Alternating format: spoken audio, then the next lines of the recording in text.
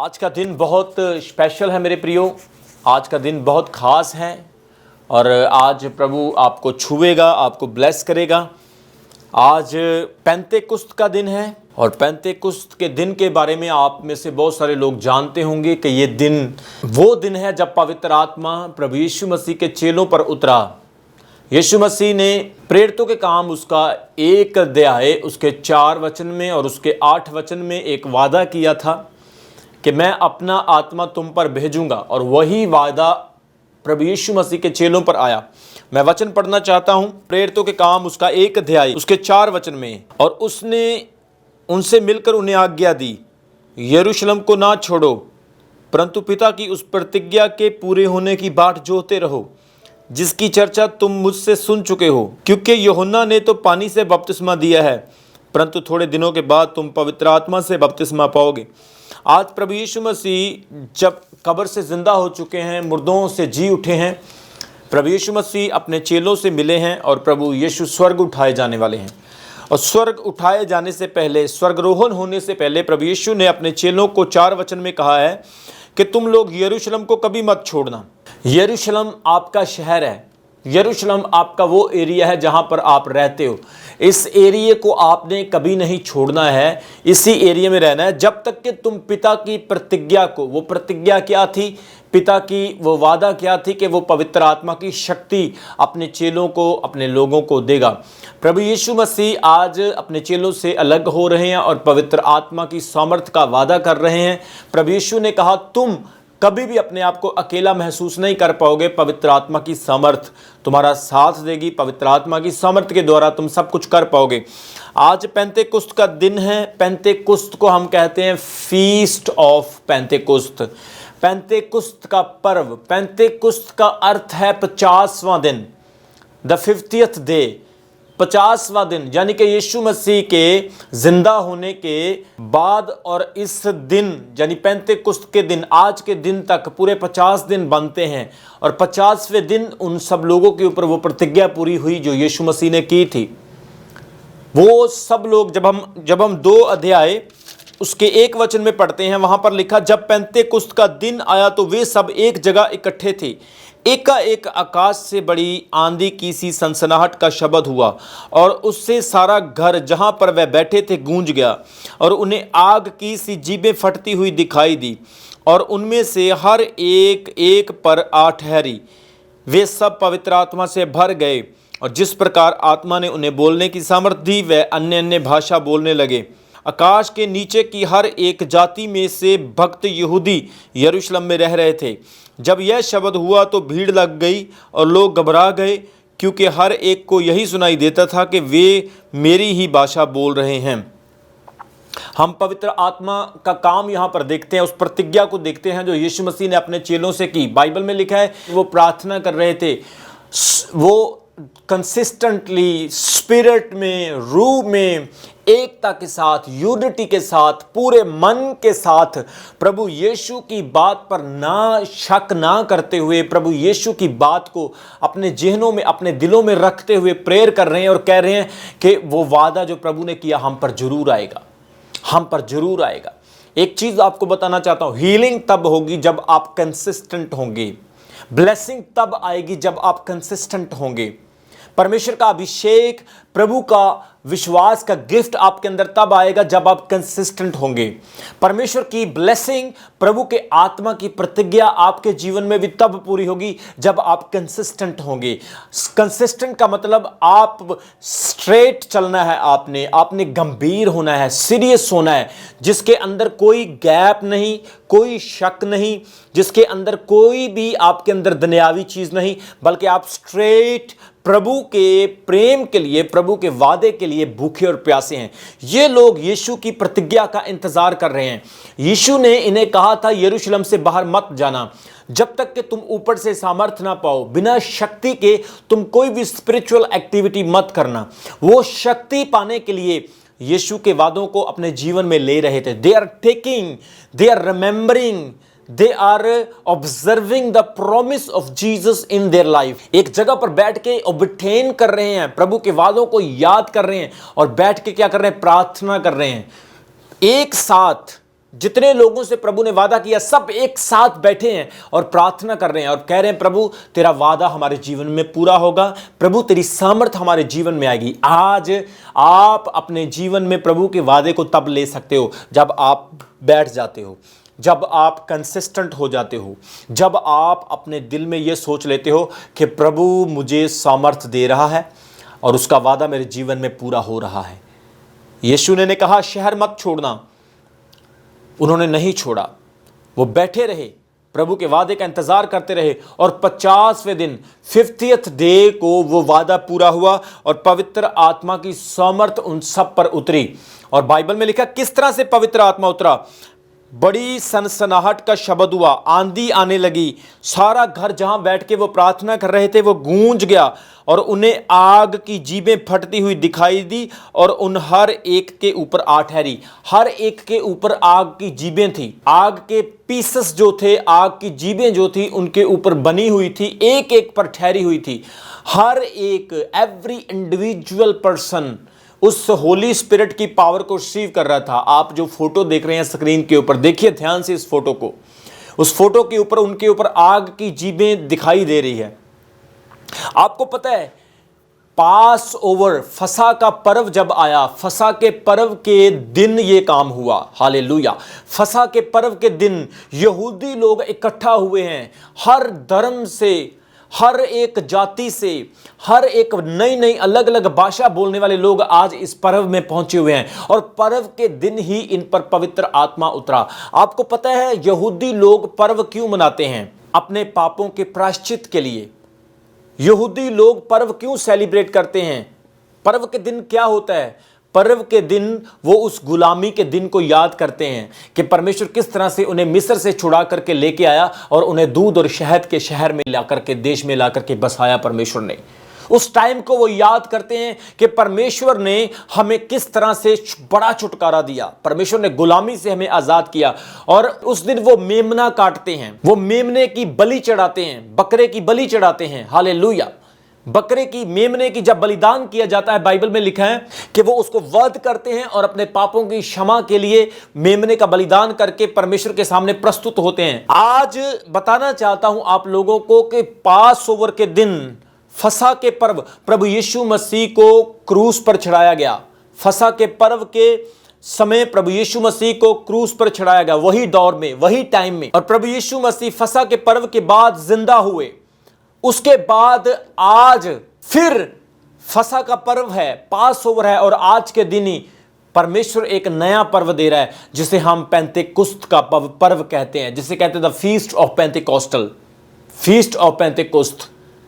आज पेंतेकोस्टल के दिन, फीस्ट के दिन, पर्व के दिन पवित्र आत्मा उतरा और यह पर्व हमारा है, यह पर्व आपका है, यह पर्व सब विश्वासियों का है, क्योंकि आज के दिन परमेश्वर ने आपको वो वादा दिया, वो पवित्र आत्मा दिया जिसकी आपको सख्त जरूरत थी, जिसके बिना आप कोई भी काम अपने जीवन में संभव नहीं कर सकते थे। हालेलुया। और बाइबल में लिखा है आज के दिन पवित्र आत्मा उतरा चेलों के ऊपर।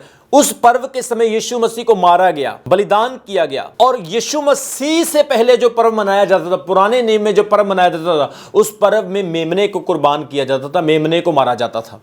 क्या मेरी बात को समझ रहे हैं? उस पर्व में मेमने को मारा और वही मेमने की तस्वीर यीशु मसीह है जो इस पर्व से पहले, यानी कि यीशु मसीह के क्रूसिफिकेशन के टाइम, उस पर्व के टाइम में मारा गया, यीशु मसीह को मारा गया। और आज एक और पर्व है जिसे हम पेंतेकुस्त का पर्व कहते हैं, जिसे हम कहते हैं द फीस्ट ऑफ पेंतेकोस्टल।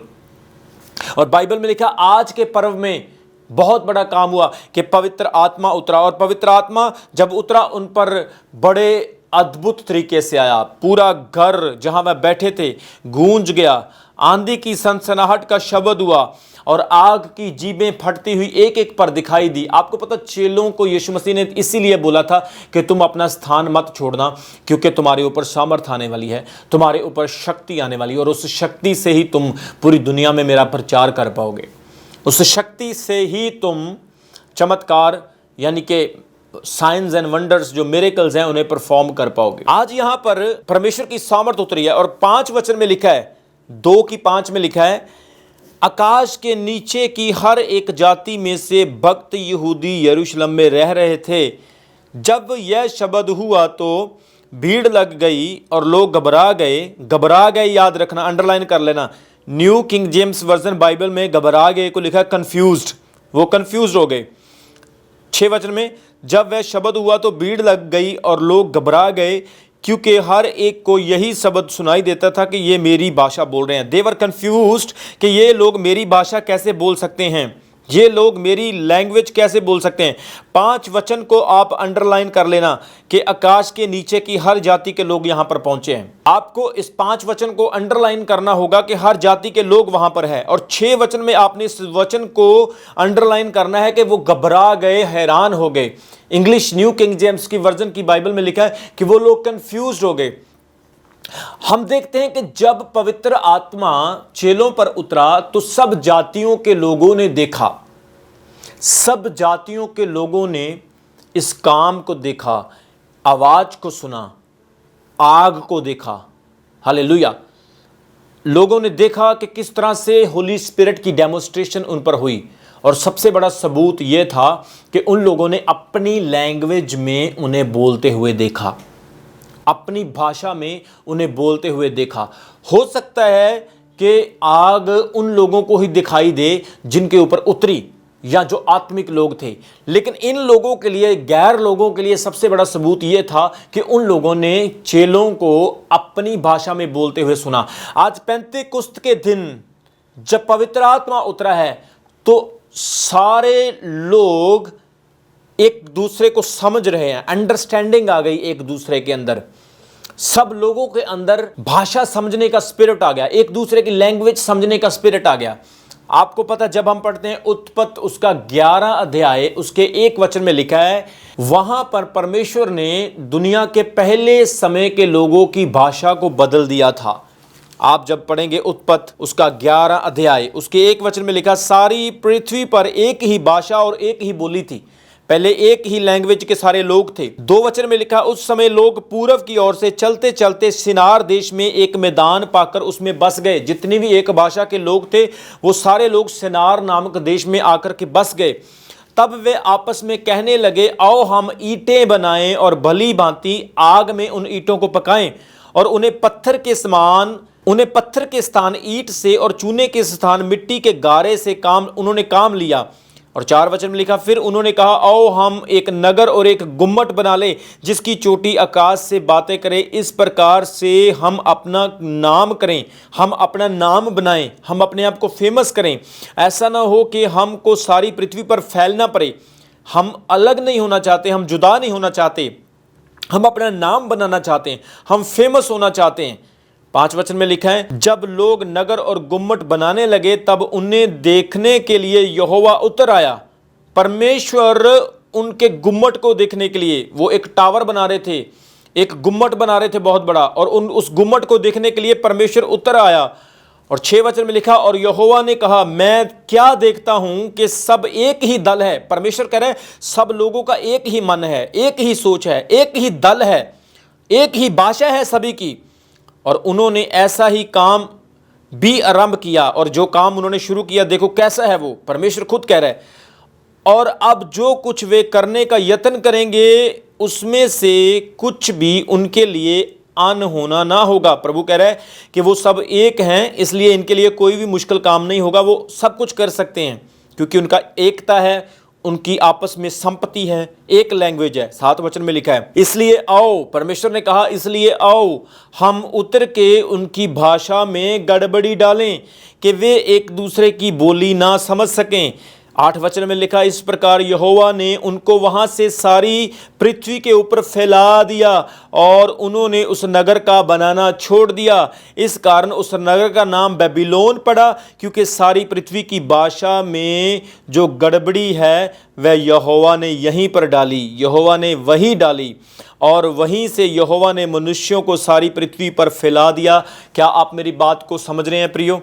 यहां पर परमेश्वर ने देखा कि लोग घमंडी हो गए, लोग परमेश्वर तक पहुंचने की कोशिश कर रहे हैं, लोग परमेश्वर की जगह लेने की कोशिश कर रहे हैं, लोग अपना नाम बना रहे हैं, लोग अपने आप को फेमस कर रहे हैं।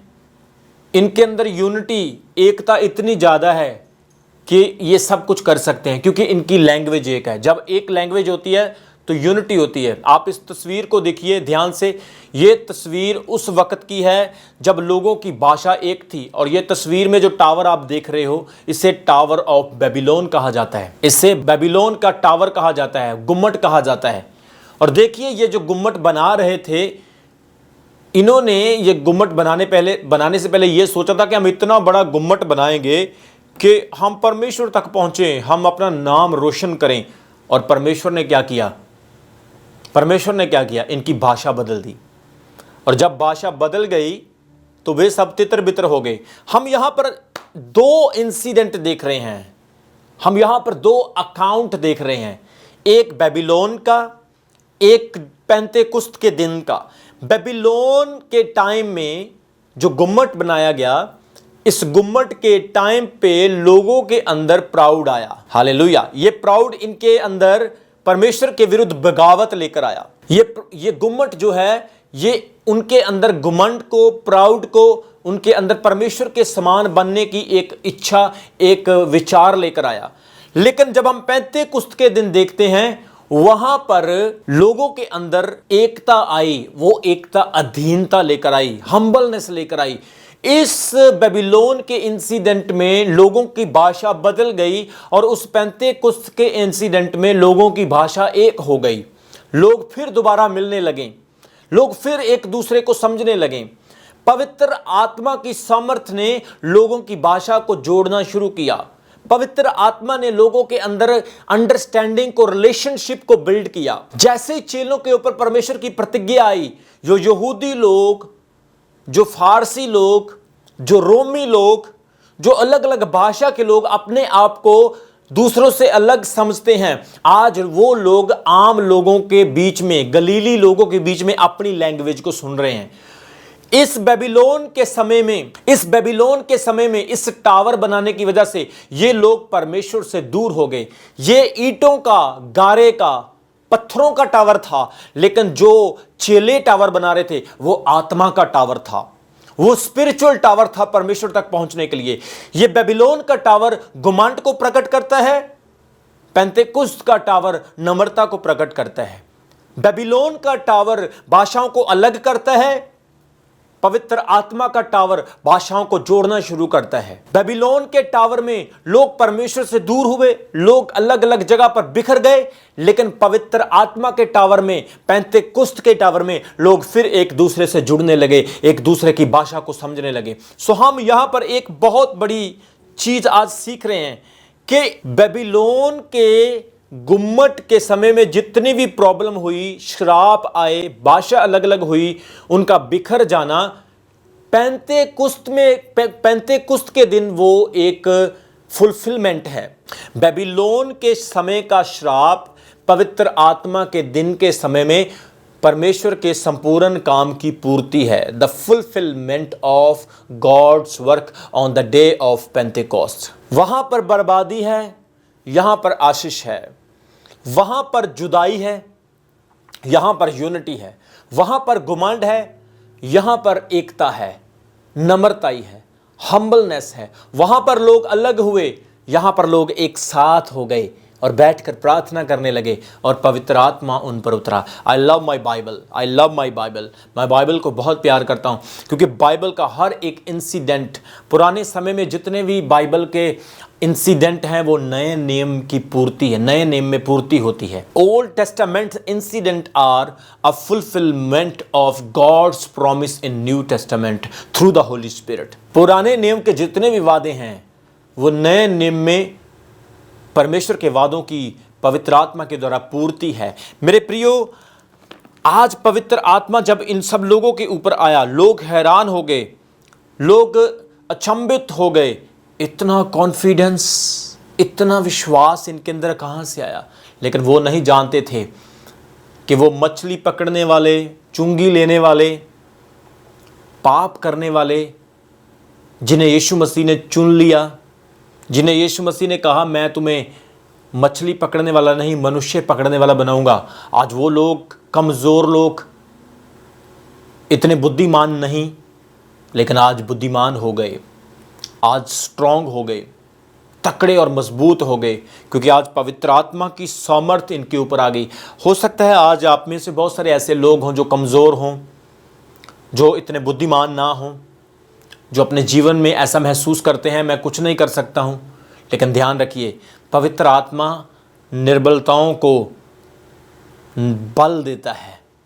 पवित्र आत्मा ना चीज़ों को चीज़ बना देता है। आपको पता है यीशु मसीह ने क्या कहा था कि जब पवित्र आत्मा तुम पर आएगा तो तुम दुनिया के कोने कोने में मेरे गवाह बनोगे। हालेलुया। धरती के शोर शोर तक। मैं पढ़ना चाहता हूँ प्रेरितों के काम उसका 1 अध्याय उसके 8 वचन में यीशु ने क्या कहा, परंतु जब पवित्र आत्मा तुम पर आएगा तुम सामर्थ पाओगे और यरूशलेम और सारी यहूदिया, सामरिया और पृथ्वी के शोर तक मेरे गवाह होंगे। यहाँ पर एक चीज़ आपको ध्यान रखनी होगी। प्रेरितों के काम उसका 1 अध्याय उसके 4 वचन में यीशु ने कहा था सिर्फ यरूशलेम में रहना, और 8 वचन में यीशु कह रहे हैं कि तुम पहले यरूशलेम में, फिर यहूदिया में, फिर सामरिया में, फिर दुनिया के हर कोने कोने में मेरे गवाह होंगे। कब? जब पवित्र आत्मा तुम पर उतरेगा। और आज जैसे ही पवित्र आत्मा इन पर उतरा, ये सब आग से, अनॉइंटिंग से, स्पिरिट से भर गए हैं।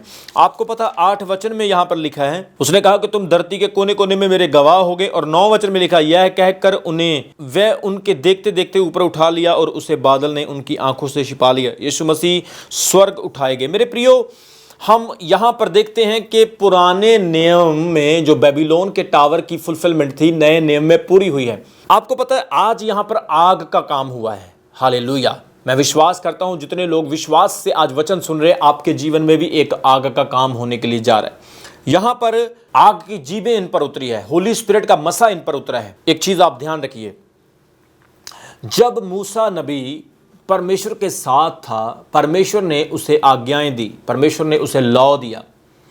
जब मूसा लॉ लेकर आ रहा था तो परमेश्वर ने उसे ऐसी भेद की बातें बताई, ऐसी चीज़ें बताई जो इस्राएलियों को वो देने वाला था, इस्राएलियों को वो लॉ पहुंचाने वाला था। ध्यान रखिए, जब मूसा परमेश्वर के पास था तो उसे आज्ञाएं मिली और वो आज्ञाएं आग के द्वारा दी। परमेश्वर के बादल ने उसे छुपा लिया, परमेश्वर का बादल उस पर छा गया और आग का काम वहां पर हो रहा था, फायर का काम हो रहा था। मूसा को परमेश्वर ने जो पट्टियां दी, उन पत्थर की पट्टियों के ऊपर आग के द्वारा परमेश्वर ने अपनी आज्ञाएं दी। और जैसे ही आग का काम होता है, वैसे ही मूसा जब पट्टियां लेकर आता है, वहां पर 3000 लोग मारे जाते हैं। 3000 people died on that moment because of their sin. आग के काम के दौरान, परमेश्वर के बड़े मकसद के दौरान, मूसा की परमेश्वर के साथ मुलाकात के दौरान आज वहां पर 3000 लोग मरते हैं। लेकिन जहां पर भी आग का काम हुआ, लेकिन इस आग के काम के दौरान 3000 लोग बचाए जाते हैं। बोलो हालेलुया, बोलो प्रेज द लॉर्ड। वहां पर ओल्ड टेस्टामेंट में 3000 लोग मरते हैं जब आग के द्वारा परमेश्वर पट्टियां, आज्ञाएं देता है। यहां पर आग आई, यहां पर नई वाचा आई, लेकिन यहां पर 3000 लोग बचाए गए, बपतिस्मा हुआ। परमेश्वर ने सब कुछ चेंज कर दिया, परमेश्वर ने सारी परिस्थितियों को बदल दिया। हालेलुया। आज परमेश्वर आपको भी पवित्र आत्मा देना चाहता है। क्या आप आज पेंतेकुस्त के दिन पर विश्वास करते हैं? Do you believe? और आज फीस्ट ऑफ पेंतेकुस्त में, पवित्र आत्मा के उस फीस्ट में आज प्रभु के आम नॉर्मल लोग जो थे आज सामर्थ से भर गए, रूह से भर गए। और पतरस ने अपना जब पहला प्रचार, पहला भाषण किया, बाइबल बताती है कि 3000 लोग उद्धार पाए, 3000 लोगों ने बपतिस्मा पाया। Hallelujah, praise God. जब आप 2 अध्याय उसके 41 वचन में पढ़ते, वहां पर लिखा, जिन्होंने उसका वचन ग्रहण किया उन्होंने बपतिस्मा लिया, और उसी दिन 3000 मनुष्यों के लगभग उनमें मिल गए और वे प्रेरितों से शिक्षा पाने, संगति रखने, रोटी तोड़ने और प्रार्थना में लोलीन रहते थे। आज कलीसिया पवित्र आत्मा से क्यों खाली है? आज चर्चेस में होली स्पिरिट की लैक को, कमी को क्यों देखा जाता है? उसका सबसे बड़ा कारण यह है कि लोगों के अंदर यूनिटी नहीं है। इन लोगों के अंदर यूनिटी थी, ये प्रभु की प्रतिज्ञा को याद कर रहे थे, प्रभु के वादे को याद कर रहे थे। आज आपको प्रभु के वादे को याद करना होगा प्रियो। आपको परमेश्वर को कहना होगा कि प्रभु मैं उस वादे को याद करता हूं, वो वादा मेरे लिए भी है, मुझे होली स्पिरिट चाहिए। प्रभु आपको डेफिनेटली होली स्पिरिट देगा जब आप मांगेंगे। एक जगह पर जब आप इकट्ठे होते हैं, वचन की बात, पवित्र आत्मा के लिए भूख प्यास होनी जरूरी है, ना कि इधर उधर की बातें। Hallelujah, praise the Lord.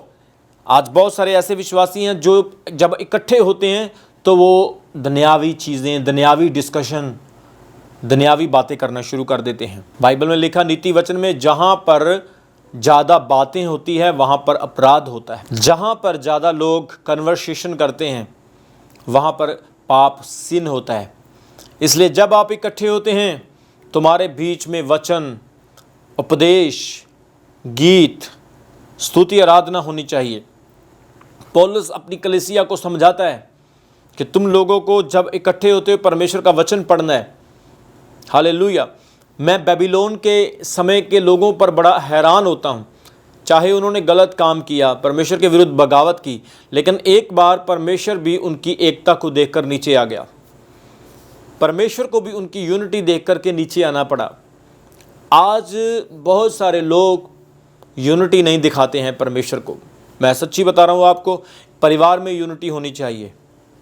Husband wife की यूनिटी, बच्चों की यूनिटी, ग्रैंड पेरेंट्स की यूनिटी, फ्रेंड्स के अंदर यूनिटी, चर्च के अंदर यूनिटी, हर एक पहल पर आपकी यूनिटी होनी चाहिए। एवरी लेवल पर आपकी यूनिटी होनी चाहिए। और देखिए फिर परमेश्वर किस तरह से आपको ब्लेस करता है।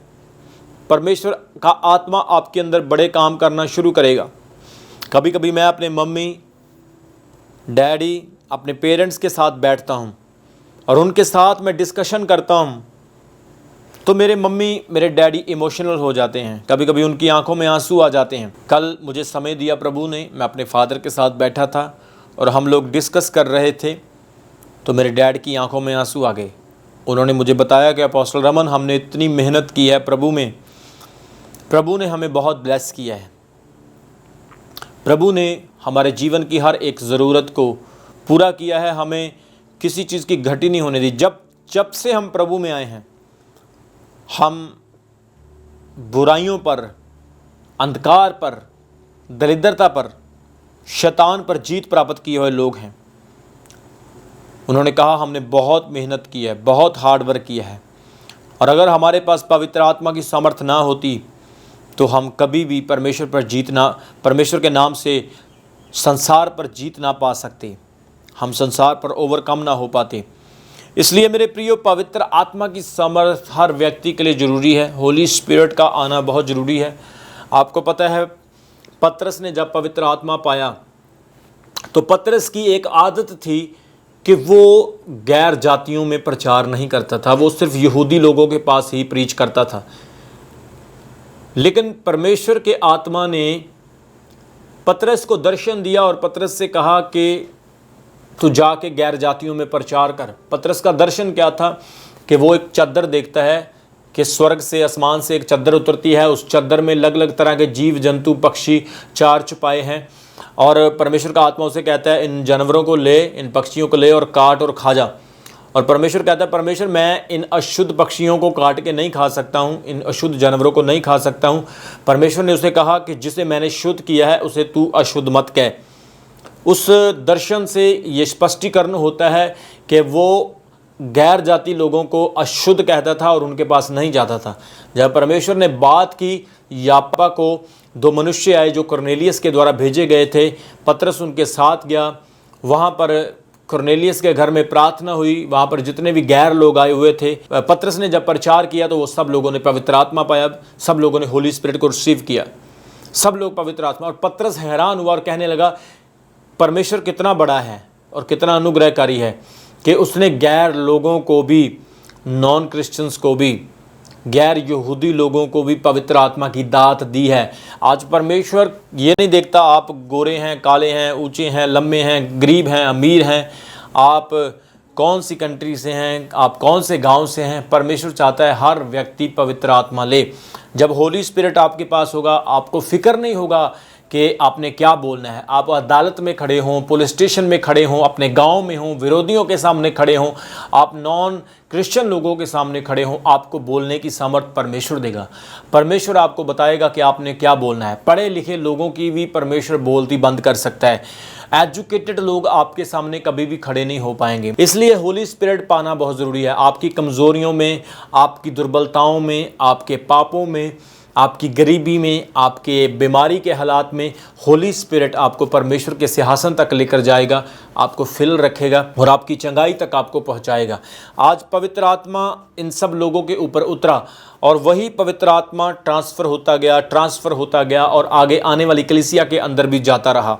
आज के दिन अगर हम देखें, 21वीं सदी में भी पवित्र आत्मा के बड़े अचंभे काम हो रहे हैं। आप हमारी मिनिस्ट्री में देख सकते हो किस तरह से होली स्पिरिट का काम हो रहा है, पवित्र आत्मा का। लोग ऑनलाइन आशीष पा रहे हैं, चंगाइयाँ मिल रही हैं। बहुत सारे कोरोना वायरस के पेशेंटों को प्रभु यीशु मसीह ने चंगा किया इस सेवकाई के दौरान।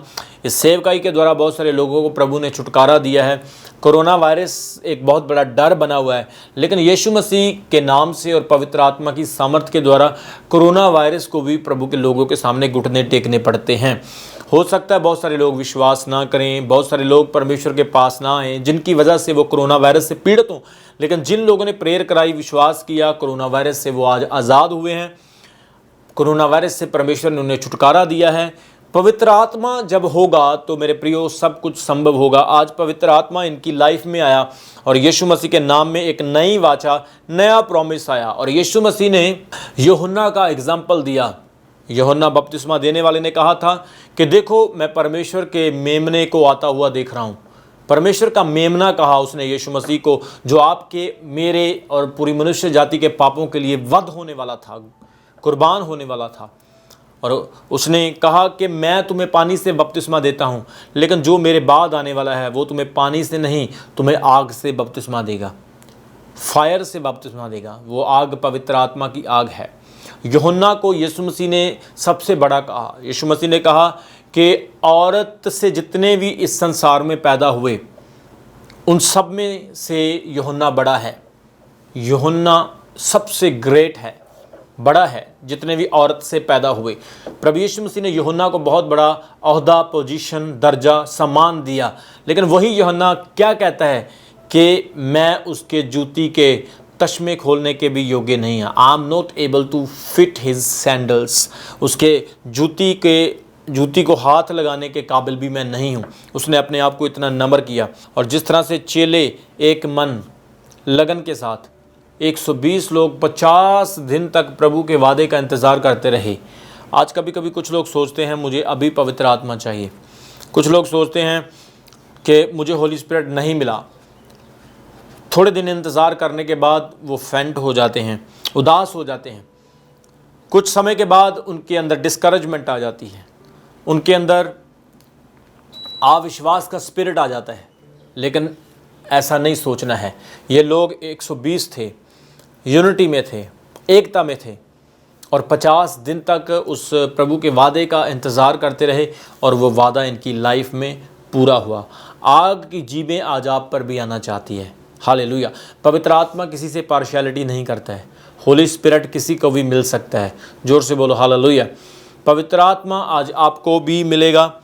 पवित्र आत्मा आज आपको भी छुएगा। आप अन्य भाषा बोलने लगोगे, आप पवित्र आत्मा से भरोगे, आग की जीभें आप पर भी फटेंगी और आपका घर भी उस सनसनाहट से, आंधी से गूंज उठेगा। वो आंधी पवित्र आत्मा की आंधी है। हालेलुया। वो होली स्पिरिट की एक स्ट्रॉम है जो आपकी लाइफ में आना चाहती है। मेरे प्रियो, मैंने आपको बताया कि पवित्र आत्मा आज के दिन चेलों पर उतरा, द फीस्ट ऑफ पेंटेकोस्टल। आज के दिन होली स्पिरिट सब कलीसिया पर आ गया। आपको पता है इस दिन को फीस्ट कहा गया। जब पवित्र आत्मा उतरा इस दिन को पर्व कहा गया। मैं आपको, बाइबल में बहुत सारे पर्व हैं, लेकिन मैं 3 पर्व पर आपका ध्यान लाना चाहता हूं। बाइबल में बहुत तरह के पर्वों के बारे में जिक्र किया गया है, लेकिन मैं 3 तरह के पर्व के बारे में आपको बताना चाहता हूं। सबसे पहला पर्व बताना चाहता हूं, feast of trumpet, feast of atonement and feast of tabernacle. 3 तरह के फीस्ट है। पहला तुरी का पर्व, दूसरा प्रायश्चित का पर्व, तीसरा तंबू का पर्व। दोबारा फिर बोलना चाहता हूं, feast of trumpet, feast of atonement, feast of tabernacle. आपको ध्यान देना होगा, तुरी का पर्व, प्रायश्चित का पर्व और तंबू का पर्व। इन तीनों पर्व में डिफरेंस क्या है? ये तीनों अपॉइंटमेंट ऑफ गॉड्स है, परमेश्वर की अपॉइंटमेंट है। जो तुरी का पर्व है ये न्याय को रिप्रेजेंट करता है, प्रभु यीशु मसीह के आगमन को, उसके न्याय को रिप्रेजेंट करता है। जो अटॉनमेंट का पर्व है, जिसे हम प्रायश्चित का पर्व कहते हैं, ये प्रभु यीशु मसीह को रिप्रेजेंट करता है कि उसने हमारे लिए प्रायश्चित दिया है। प्रभु यीशु मसीह हमारे लिए मरे हैं और हमारा प्रायश्चित हुआ है, हमारी अटॉनमेंट हुई है। और जो टाइबरनेकल का फीस्ट है, जिसे तंबू का फीस्ट कहते हैं, उसे हम अनंत काल के जीवन का फीस्ट कहते हैं कि आप अनंत काल के जीवन में एंटर करोगे। किसी दिन जब मैं सीरीज़ शुरू करूंगा, इस सीरीज़ में मैं आपको बहुत कुछ टीच करूंगा, बहुत कुछ सिखाऊंगा। क्योंकि जो टाइबरनेकल था, मूसा के समय में जो तंबू था, उस तंबू के 3 पोर्शन थे। सबसे पहला पोर्शन था आंगन, दूसरा पोर्शन था पवित्र स्थान, तीसरा पोर्शन था महापवित्र स्थान। आंगन, पवित्र स्थान और महापवित्र स्थान। लोग जब परमेश्वर की हजूरी में जाते थे तो सबसे पहले आंगन में बैठते थे, और आंगन में एक हौदी होती थी, एक वेदी होती थी। वेदी में बलिदान किए जाते थे, एनिमल्स को जलाया जाता था, और परमेश्वर को एक बलिदान दिया जाता था। और जो हौदी होती थी, हौदी में पानी होता था, पानी में हाथ धोते थे और पवित्र स्थान में एंटर करते थे। पवित्र स्थान में सिर्फ याजक लोग बैठते थे। आंगन में लोग बैठते थे, पवित्र स्थान में याजक लोग बैठते थे। और जो महापवित्र स्थान था, वहाँ पर एक याजक, एक हाई प्रीस्ट जाता था साल में एक बार, जानवरों का लहू लेकर, और उसके कमर के ऊपर एक पट्टा बांधा जाता था और पट्टे के ऊपर घंटी बांधी जाती थी। और जैसे वो महापवित्र स्थान में जाता था और वहाँ पर जाकर वो लहू छिड़कता था, लोगों के पापों के बलिदान को, लोगों के पापों के प्रायश्चित को परमेश्वर के सामने याद करता था, परमेश्वर से क्षमा मांगता था, लोगों के लिए लहू छिड़कता था। अगर हाई प्रीस्ट में कोई गलती होती थी तो वो वहाँ पर गिर के मर जाता था। और लोग क्या करते थे, वो घंटी जो पट्टे के ऊपर बांधी थी, उस घंटी से अनुमान लगाते थे कि जब तक घंटी की आवाज़ आ रही है तब तक हाई प्रीस्ट जीवित है और वो सेवा कर रहा है। जब घंटी की आवाज़ बंद हो जाती थी, लोग इस चीज़ को समझते थे कि हाई प्रीस्ट मर चुका है, तो वो पट्टे के साथ एक रस्सी बांध लेते थे। जैसे ही हाई प्रीस्ट मरता था, वो रस्सी से उसे बाहर खींच लेते थे। किसी को अंदर जाने की अनुमति नहीं थी। वो महापवित्र स्थान था, वहाँ पर कोई भी खड़ा नहीं रह सकता था। बहुत पवित्र जगह थी वो, जहाँ पर नेम का संदूक पड़ा था, जहाँ पर परमेश्वर की उपस्थिति होती थी। और बाइबल बताती है कि जो आंगन है, पवित्र स्थान है, और जो महापवित्र स्थान है, ये 3 परमेश्वर की अपॉइंटमेंट को रिप्रेजेंट करता है, प्रस्तुत करता है। आंगन जो है, ये आपका वो जीवन है जब आप प्रभु यीशु मसीह के पास आते हैं और आप क्या करते हैं, बलिदान देते हैं। क्या बलिदान? प्रार्थनाओं का बलिदान, अपने शरीर का बलिदान, आप अपने इच्छाओं का, अपनी अभिलाषाओं का बलिदान करते हैं। फिर वो वेदी में हाथ धोना एक बपतिस्मे को रिप्रेजेंट करता है, अपने आप को सेंटिफाई करना, शुद्धिकरण करना अपने आप का। फिर आप आंगन का काम खत्म करके पवित्र स्थान में प्रवेश करते हो। जब आप पवित्र स्थान में जाते हो, फिर आप नॉर्मल नहीं रहते हो। बलिदान के बाद, वेदी में हाथ धोने के बाद, बपतिस्मे के बाद, अपनी अभिलाषाओं को क्रूस पर चढ़ाने के बाद, अपनी संसारिक चीज़ों को, शैतानी चीज़ों को मारने के बाद आप नॉर्मल नहीं रहते हो। फिर आप याजक बन जाते हो और आप आंगन से पवित्र स्थान में चले जाते हो। पवित्र स्थान में जाने के बाद आप कई साल तक, कई देर तक अपने आप को तैयार करते हैं, प्रिपेयर करते हैं। फिर आप एक याजक की तरह, हाई प्रीस्ट की तरह अपने आप को प्रिपेयर करते हो और फिर आप मोस्ट होली प्लेस में जाते हो। फिर आप महापवित्र स्थान में जाते हो और वहाँ पर परमेश्वर आपको अवसर देता है। ये मैं पुराने टाइम की बात बता रहा हूँ और इसे आत्मिक चीज़ के साथ, आत्मिक अस्तित्व के साथ जोड़ने की कोशिश कर रहा हूँ। लेकिन मैं बताना चाहता हूँ कि नए नियम में आप लोगों को अनुमति है। नए नियम में आप होली प्लेस में भी, आंगन में भी और मोस्ट होली प्लेस में भी जा सकते हैं, क्योंकि यीशु मसीह ने जब क्रूस पर जान दी, बाइबल बताती है हैकल का पर्दा ऊपर से लेकर नीचे तक फट गया। मंदिर की जो कर्टन लगी हुई थी वो फट के 2 हिस्सों में हो गई। वो कर्टन फटना परमेश्वर के साथ हमारे रिश्ते को मजबूती के साथ जोड़ने के साथ रिप्रेजेंट करता है। क्या आप मेरी बात को समझ रहे हैं? Hallelujah. Hallelujah, praise the Lord. So curtain जैसे ही फटी, पर्दा जैसे ही फटा, वो पर्दा, वो दीवार जो आदम के समय से आपके बीच में, मेरे बीच में और पूरी मनुष्य जाति के बीच में बन चुका था, वो दीवार जो हमारे जीवन में हमें परमेश्वर के पास नहीं जाने दे रही थी, हमारी ब्लेसिंग को रोके हुए थे, हमारे जीवन की खुशियों को, हमारे जीवन की हैप्पीनेस को रोके हुए थी, यीशु मसीह के जान देने से क्या हुआ? वो कर्टन फट गई, वो पर्दा फट गया और हम लोग प्रभु यीशु मसीह के पास पहुंचे हैं, हम उसके पास चले गए हैं। इसलिए आप लोगों को इस चीज़ को ध्यान रखना होगा कि पवित्र बाइबल में बहुत सारे पर्व हैं। हालेलुया, बहुत सारे पर्व। आपको पता है लेविया व्यवस्था में, लिविटिकस की बुक में फर्स्ट फ्रूट के बारे में लिखा हुआ। वो फर्स्ट फ्रूट क्या है? यीशु मसीह।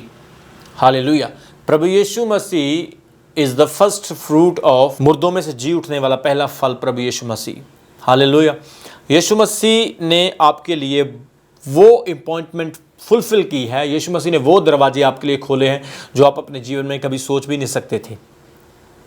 आप उन चीज़ों को आप एक्सपेक्ट भी नहीं कर सकते थे अपने जीवन में।